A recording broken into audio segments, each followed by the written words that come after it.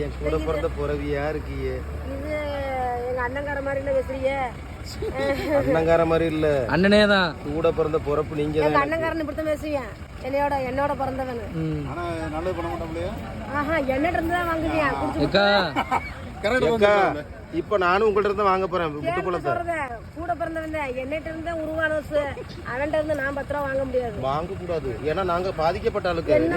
தங்கச்சி மாதிரி உள்ள கம்மியா தான் வாங்கணும். ஆனா உன்னை பார்க்கும்போது எனக்கு பரிதாபமா இருக்குக்கா. சரி, வீட்டுல இப்போதைக்கு சாப்பிடுற மாதிரி என்ன பழமுக்கா சாப்பிடலாம்? இப்போதைக்கு சாப்பிட முடியாது. சரிக்கா, வேண்டாம். இப்ப காலைல கூட நான் சாப்பிட்டுக்கிறேன். எந்த பழம் என்ன ரேட் அதை மட்டும் சொல்லுங்க. இந்த இப்படி பழம் 20 ரூபாய்க்கு கொடுக்குறேனே. ஒண்ணா? ஆமா. 20 ரூபாயா? என்ன விஷயமா 20 ரூபா? 20 ரூபாயா? சரி. என்ன லட்சம் கட்டிங்க? இல்ல கூட பிறந்த அண்ணே கொடுத்தாங்க அக்கா. இல்லக்கா, சுத்தி பாத்துக்கிறேன். ராட்டன மாதிரியா சுத்தி பாத்துக்கிறேன். இப்ப நைட்டுக்கு சாப்பிடுற மாதிரி வேணும்க்கா. சின்ன பிள்ளை வீட்டுல இருக்குது. நைட்டு சாப்பிடுற மாதிரி இந்த அதுதான் கிடைக்குது. இந்த கஞ்சி இந்த கஞ்சியை கொண்டு போயிடலாம். இந்த கஞ்சியை கொண்டு போய் மாட்டோம். அப்ப தயிர் ஊற்றி தாங்கக்கா. சின்ன பிள்ளைகளுக்கு கொண்டு கொடுப்போம். ஒரு 50 ரூபாய்க்கு பழம் தாங்கக்கா. அதான் எந்த பழம் வேணும்? இது வேணுமா? சிறுசுல வேணுமா? புட்டு பழம் தாக்கா வேணும். இல்லக்கா, நைட்டு சாப்பிடுற மாதிரியே தான். நைட்டு சாப்பிடுற மாதிரிலாம் பழம் இல்ல. இது நாளைக்கு தான் சாப்பிடலாம். காலையில தான் சாப்பிடலாம். இது இன்னும் காலையில தான் சாப்பிடலாம். ஆனா கரெக்டா உண்மையை சொல்லி கொடுக்காது. சொல்லுங்க, எத்தனை மணிக்கு சாப்பிடலாமா? டயம் வேணுமே. நான் வெளியே தர 3:30 மணிக்கு எனக்கு பசி. எங்க அண்ணங்காரன்னு அதே மாதிரி தான் சேர்ந்து 2வது அண்ணங்காரன் காலையில 3:30 மணிக்கு சாப்பிடலாமா? காலையில தான் விரிக்கும். சரி, நான் என்ன சொல்றேன்னா, திடீர்னு 3:30 மணிக்கு எனக்கு பசிக்கும். அந்த நேரத்துல நான் புட்டு பழத்தை பார்ப்பேன். ஆனா அது பழுக்கலைன்னு வைங்களேன், அப்ப நான் தங்கச்சியை கொள்ள தான் தோணும். இந்த பழங்க எடுத்துட்டு போங்க. எவ்வளவுக்கு வேணும்? ஏமாத்தியாவது வித்து தான் போங்களேன். ஏன் ஏமாத்தா? நேர்மையா நாளைக்கு காலையில 2 மணிக்கு பழுத்துருன்னு சொல்லுங்க. 2 மணிக்கு பழுக்குமா? சொல்லி காலையில 4:30 அவ்வளவுதான்.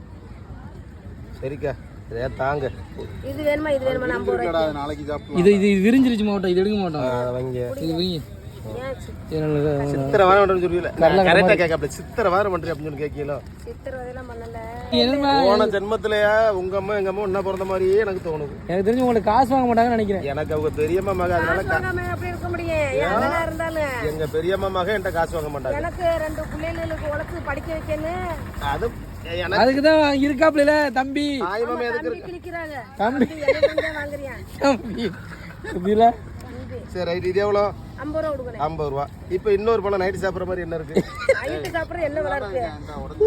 உடஞ்சதே இருக்கு. கேக்கா பெட்ரோல் இது இருக்கா? பெட்ரோல் அது அள்ளுங்கக்கா. அது பிரி சொன்னாங்களே. பிரி பிரியில இல்ல, அதுவும் காசுதாப்பா. சரி, அள்ளுங்க. ஒரு 20 ரூபா 30 ரூபாய்க்கு 50 ரூபாய்க்கு அள்ளி போடுற எல்லாத்தையும் படி நிறைய. 50 ரூபாய்க்கா?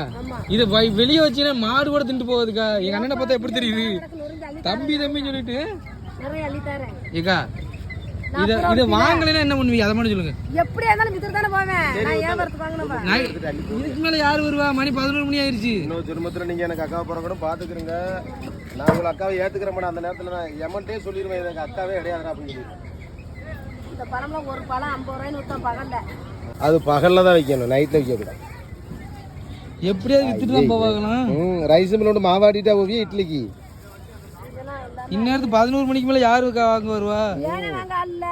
ரைட்டு, அப்படி சொல்லுங்க. பக்கத்துல சுடுகாட்டு இருக்கு, ஆளுக்கு வரும் நிறைய. அதை எடுத்து வைக்க கூட முடியல, கவர்ல இருந்து கீழே விழுது. அந்த கஞ்சி ஊத்தி விடுங்க. கஞ்சி வேண்டாம், சீனி போட்டு சாப்பிடுங்க.